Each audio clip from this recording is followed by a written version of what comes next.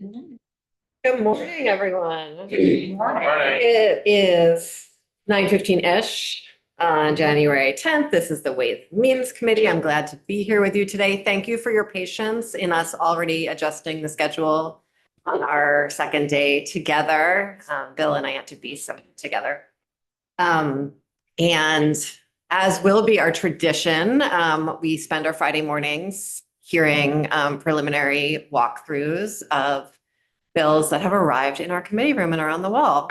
And then we'll later make a decision about if we're going to take further testimony on them. Bit of little housekeeping. Sorcha sends a group text about scheduling. Generally, we shouldn't reply all. If you want to text with Sorcha about it, start a separate thread. And that goes for your emails too. And with that, Chair Lalonde, would you like to join us? Thank you so much for your flexibility this morning. I really appreciate it. Absolutely. I don't have my committee in yet on the first Friday. Guys are very efficient. I like to see that. Apparently not, because we're starting late, so, but thank you. All right, I didn't Thank you want for- to mention that. So, yes, my name is Martin Malone, representative from South Burlington, chair of the House Judiciary Committee, and the Bill H6 has a direct impact on the issues that we deal with in the House Judiciary Committee. It is a straightforward bill. There's no such thing as a simple bill. But it is straightforward in that it removes a sunset.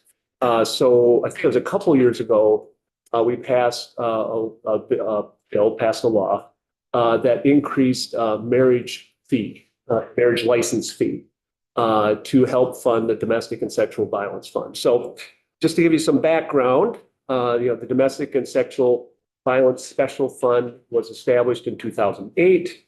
It's set forth in 13 VSA section 5360. And the fund is administered by the Vermont Center for Crime Victim Services. And it supports a community-based domestic and sexual violence services in Vermont.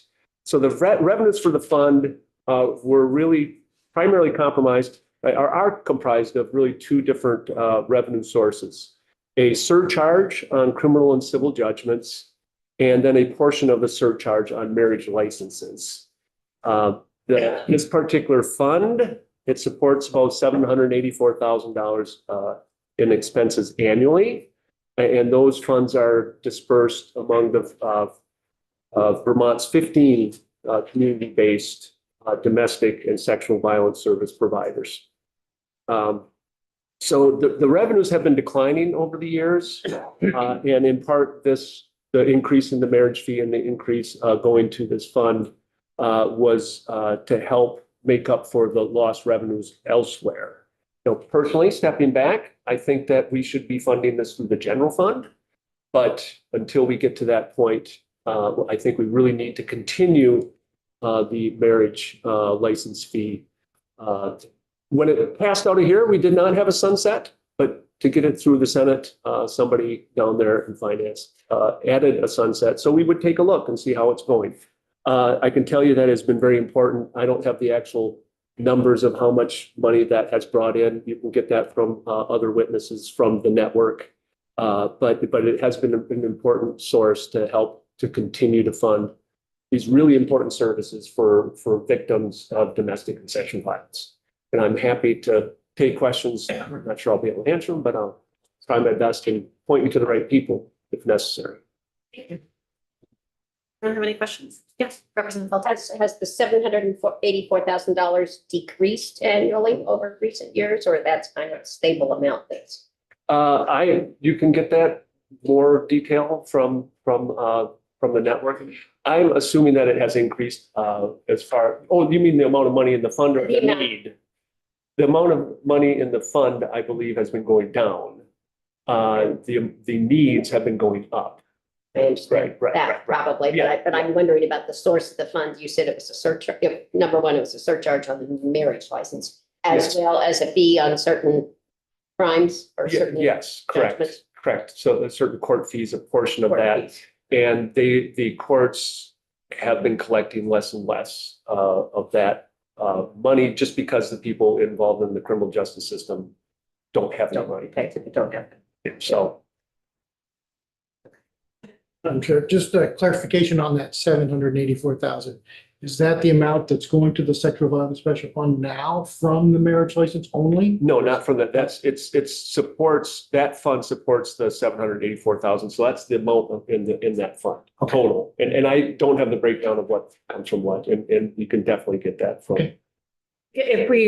When we work on this a little bit more, we can have both JFO come in and the network come in and talk to us more about the numbers. One piece that I think was sort of helpful context for me when we were talking about this, when we passed it previously without the sunset, was that a lot of marriage license fees in Vermont are paid by, we have a huge marriage tourism industry. And so it's not just Vermonters getting married, it's a lot of folks coming and spending, $1 million like to have a Vermont wedding who are paying the fee.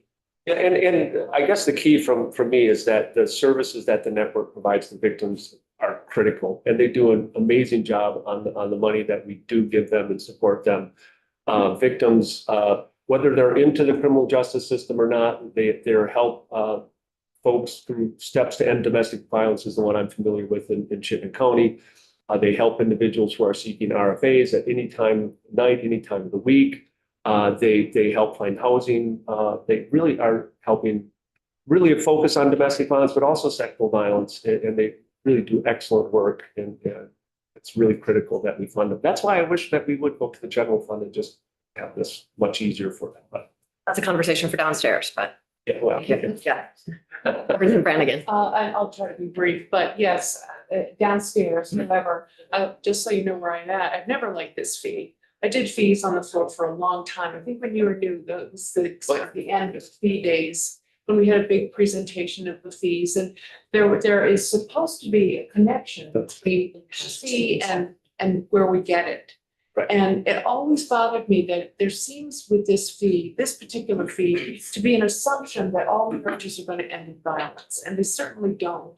right. I mean, some marriages, that would be the last thing they would think of, and they're insulted that there's an assumption that it's going to end in violence.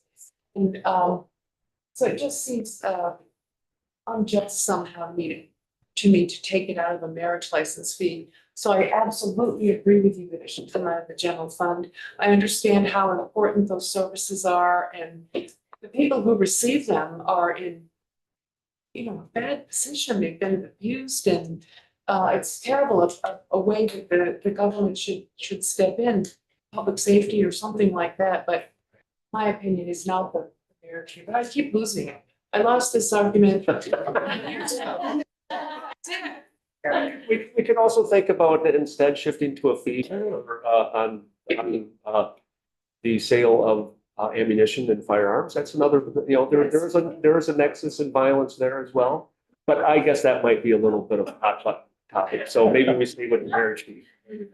I'm the only one. There are no good choices here. Thanks, Martin. Representative Brannigan, I don't think you're the only one who feels that way.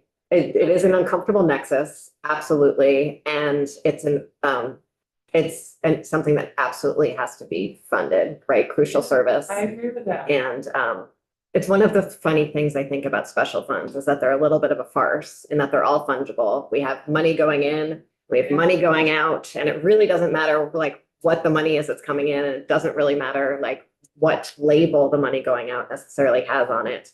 But this was sort of a nexus that someone created, and Before my yes, time. and certainly before my time. And so it's how people feel good about putting money into this fund. And so, but I agree with you, it's very uncomfortable. Can I ask a question? Yes, absolutely. You're increasing from 35 to 50 and from 10 to 15, that adds up to 65. Where's the extra 15? I believe, I'm trying to remember. Clerks? Yeah, the clerks, it goes to municipal clerks. No, that's the 15. Oh, Yeah, $10 to $15 I get to keep. So you're starting to get me into math. Sorry. And the reason that they don't put me anywhere near money commitments. So that's a question you could ask JFO and other folks. Thank you. Okay, I think we are going to wrap up, go to the floor. Thank you very much, Representative. Thank you for listening to me. Absolutely. So we are going to be back here at 10:30 a.m. To do our first sort of overview from JFO and Legislative Council about how the tax system works. The floor might end well before that. We'll still just start at 10:30.